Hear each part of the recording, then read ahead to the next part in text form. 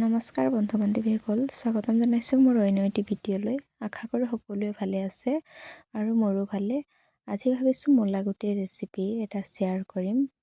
এয়া চাওকচোন, মূলা গুটি মই ছিঙিব আহিছিলোঁ আৰু এয়া ইমানখিনি ছিঙি আনিলোঁ আৰু যিখিনি অকণ শকত আছে সেই শকতটো ফালি দিছোঁ এয়া এনেকৈ।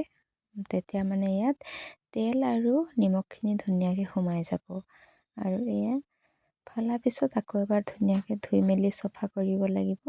আৰু এইফালে নৰ্মেলি আলু যেনেকৈ ভাজি বনোৱা হয় তেনেকৈ আলু কেইটামান কাটি লৈছোঁ মই। আৰু এয়া আলুতকৈ মূলা গুটিখিনি মানে অকণমান কম আছে আৰু আপোনালোকে কম বেছি পৰিমাণে ল'ব পাৰে। মই ইয়াত আলু অকণমান বেছিকৈ ব্যৱহাৰ কৰিছোঁ। আৰু এইপিনে নৰ্মেল চাইজৰ পিঁয়াজ এটা লৈছোঁ আৰু অকণমানে এটা জলকীয়া, যিহেতু ভোট জলকীয়া হয়।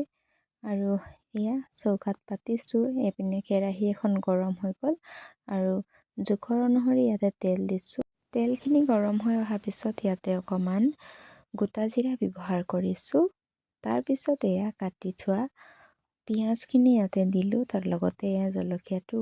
আৰু জ্বলা মানে আপোনালোকে কম বেছি পৰিমাণে ল'ব পাৰিব, মই বৰ বেছি জ্বলা দিয়া নাই। তাৰপিছত পিঁয়াজখিনি অকণমান ৰঙচুৱা হৈ অহাৰ পিছত ইয়াতে হালধি আৰু নিমখখিনি দি দিছোঁ আৰু অকণমান দেৰি লৰোৱাৰ পিছত ইয়াতে মই এয়া মূলাৰ গুটিখিনি ইয়াতে দি দিছোঁ। এয়া চাওকচোন, আৰু এইটো প্ৰায় 4 পৰা 5 মিনিটমান এনেকৈ লৰাম, তেতিয়া আধা অংশ মানে সিজি আহিব ভিতৰৰ। এয়া চাওকচোন, আৰু ইয়াতে হালধি নিমখ তেলখিনি ধুনীয়াকৈ সোমাই যাব আৰু এইটো সিজিবলৈ বৰ বেছি সময় নালাগে বাৰু। এয়া অকণমান কমিও আহিলে চাওকচোন, আৰু ধুনীয়াকৈ মানে আধা সিজা হৈছে। আৰু তাৰপিছত ইয়াতে আলুখিনি দি দিছোঁ। এয়া চাওকচোন, মই আলু অকণমান বেছিকৈ লৈছোঁ কাৰণ মূলা গুটিখিনি অকণমান কম আছে আৰু আপোনালোকে কম বা বেছি পৰিমাণে ল'ব পাৰে। তাৰপিছত এয়া কিছু সময় এনেকৈ লৰাই ল'লোঁ। লৰোৱাৰ পিছত এতিয়া ঢাকন এখন মাৰি থৈ দিম। এয়া তাৰপিছত জুইৰ পৰিমাণটো অকণমান বঢ়াই দিছোঁ। প্ৰায় 2 মিনিটমানৰ পিছত এয়া ঢাকনখন দাঙি চাইছোঁ আৰু এয়া লৰাই লৈছোঁ।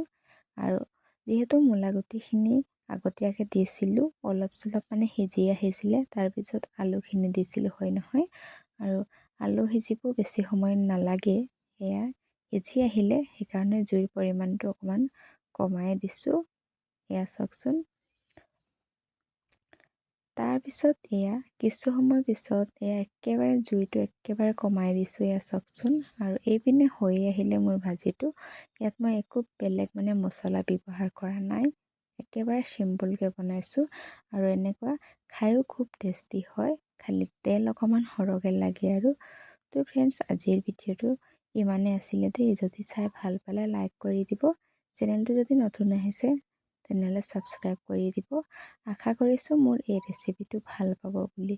আৰু যদি ফেচবুকত চাই আছে তেনেহ'লে প্লিজ মোৰ পেজটো ফ'ল' কৰি দিব।